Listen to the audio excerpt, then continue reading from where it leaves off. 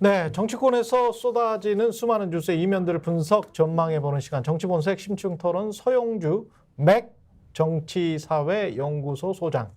맥을 잘 짚죠. 맥을 짚겠습니다. 정치의 맥을 짚겠다. 맥 정치사회연구소 소장. 신인규 민신동행 창당준비위원장 나오셨습니다. 안녕하세요. 네, 반갑습니다. 방금 전에 들어온 속보가 있어서 의제 관계없이 만나겠다라는 이재명 대표의 선언이죠. 예, 말이 있었습니다. 관련해서 지금 한겨레가 속보를 쓴 것 같은데요. 다른 신문들도 좀 속보가 나오고 있는 것 같고, 저거는 이것부터 이제 속보가 나왔으니까 이것부터 좀 해석을 해봐야 될 텐데 상당히 잘 짚은 것 같습니다. 예, 이재명 당 대표로서는 영수회당 협상 다 접어두고 그냥 만나겠다. 의제에 상관없이 이렇게 나올 줄 알았다. 라는 그런 느낌이 좀 들어요. 이제 질질 끌 줄 알았다. 질질 끌 줄 알았다. 니네들이 이렇게 하면서 영수회담 팔아먹고 이거 가지고 좀 여론 장사하려고 하는 거 아니냐. 이제 못 보겠다. 뭐 제대로 맥을 짚은 것 같아요. 예, 맥을 짚었어요. 맥을 짚은 거예요. 왜냐하면 의제 상관없이 만나겠다라는 거는 이제 더 이상 질질 끌지 마라. 내가 일단 만나서 내가 할 얘기 다 하겠다. 그렇지. 저는 그 얘기 같아요. 근데 그게 전공법이 맞는 것이고 이재명 대표나 민주당에서 지금 저기 용산에 대해서 계속 신문회담에 나서줬던 것은 최대한 배려를 한 겁니다. 그러니까 본인들이 준비할 시간들 좀 모양을 갖출 시간들을 줬음에도 불구하고 지금 계속해서 뭐 지금 쏘고 화를 돋갔거든요. 그렇죠. 그쪽에서 정무수석 바꿔버리고. 갑자기 그렇죠. 처음부터 첫 단추 정무수석 바꿨지. 약속 오기다가 왔는데 홍철호 수석 아무것도 뭐 아무 생각 없이 왔다가 또 1차 영수회담이라고 갔지. 가서 또 아무 준비 없이 2차에 와서 의제 못 받겠다라는 식으로 하고 나중에 어떤 언론에는 뭐 정치 의제는 빼자. 말도 안 되는 소리잖아. 뭘로 만나요? 뭐 정치인들이 정치 의제 빼고 무슨 의제? 그러니까 뭐 친목 모임이야? 안 그래요? 그 경제 의제 할 거면 기업인들끼리 만나서 하면 되는 거죠. 뭐 먹방도 아니고요. 예, 우리가 뭐 공산당 정부도 아니고 자본주의에서 정치인들끼리 만나가지고 경제 의제, 민생 의제만 하자. 그것도 정말 속빈 강경 같은 이야기예요. 하기 싫은 거죠. 하기 싫은 거죠. 예, 뭘 할 수 있는데요. 공산주의 사회가 아니고 자본주의 사회에서. 기업들 그리고 국정 운영 자체가 민생과 경제와 관련해서는 기업이 주도하고 국가는 정부는 뒤에서 밀어주기만 하겠다. 그게 대통령실 용산 홈페이지에 가면 있어요. 네, 맞습니다. 그렇게 말하는 거잖아요. 그런데 경제 의제만 하자 또는 민생 의제만 하자 뭘 할 건데? 뭘 할 건데? 예. 아니 근데 저는 이제 사실 축구 중에서 가장 보기 짜증나는 축구가 침대 축구거든요. 그렇죠. 계속 누워가지고 서로 쥐나 풀어주고 앉아 있고 막 그 뭐죠 크로스 라인까지 걸어서 나가고 막 이러면은 굉장히 지켜보면서 참 한심하다는 생각이 드는데. 그렇죠. 지금이- 선수 교체하면서. 그러니까요. 그래서 천천히 나갑니다. 약 올리면서. 근데 저는 지금 이 영수회담이라는 제안 자체도 전 윤석열 대통령이 먼저 제안했는데 그날이 아마 지난 금요일이었을 겁니다. 갤럽 나왔을 때 딱 갤럽 조사 나오고 나서 너무 지지율이 낮게 나오니까 이제 윤석열 대통령이 충격을 받았겠죠.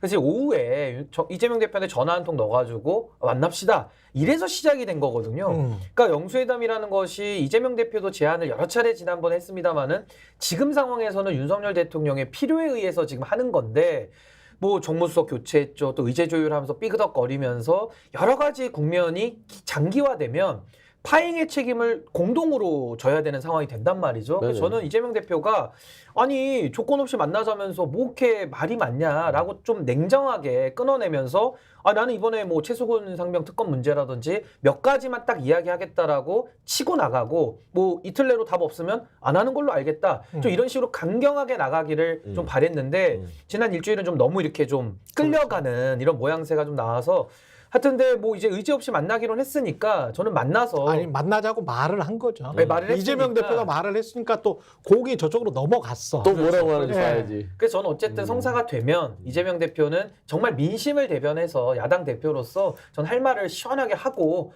뭐 받아들면 받아들이는 거고 대통령이 안 받아들이면 그냥 걷어차고 나오는 거죠 뭐. 그렇게 좀 시원하게 해야 된다고 봅니다. 그 용산에서 2차 회담까지 끝나고 주장하는 바들은 뭐였냐면 의제와 상관없이 만나자, 의제를 정하지 말자 그런 입장을 홍철호 수석이 공식 브리핑을 했더라고요. 그건 뭐냐면 그냥 와서 모양만 갖춰달라는 거였고 민주당은 최소한 기회를 주려고 했던 거예요. 말씀한 대로 25만 민생회복지원금 플러스 최수근 상병 이 수사 외압에 대한 부분들은 특검 이 부분은 대답을 해줘야 된다. 그래야 이번 총선 민심을 대통령실이 읽는 것처럼 보일 거 아니냐 그거예요. 그렇죠. 저는 윤석열 대통령한테 이재명 대표가 기회를 준 거라고 생각해요. 이 둘 중에 하나만 대답을 해도 좀 변했네. 아 이러려고 진정성 있게 영수회담을 했구나 하는데 의지 없이 만나자는 거는 나중에 그냥 그 합의문에다가 뭐 자주 만나자. 우리 또 저녁 식사하자.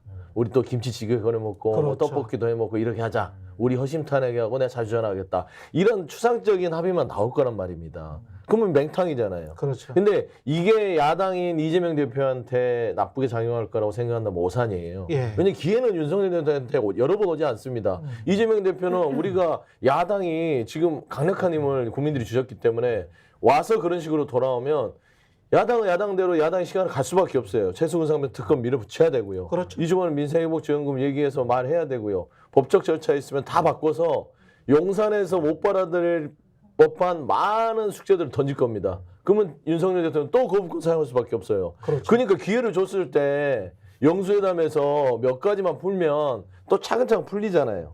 그리고 심지어 이런 얘기도 나왔잖아요. 그래 배우자인 김건희 여사까지는 최소한 이번 첫 만남이니까 뭐 안 하는 게 어떻겠냐 이 얘기까지 배려를 해준단 말입니다.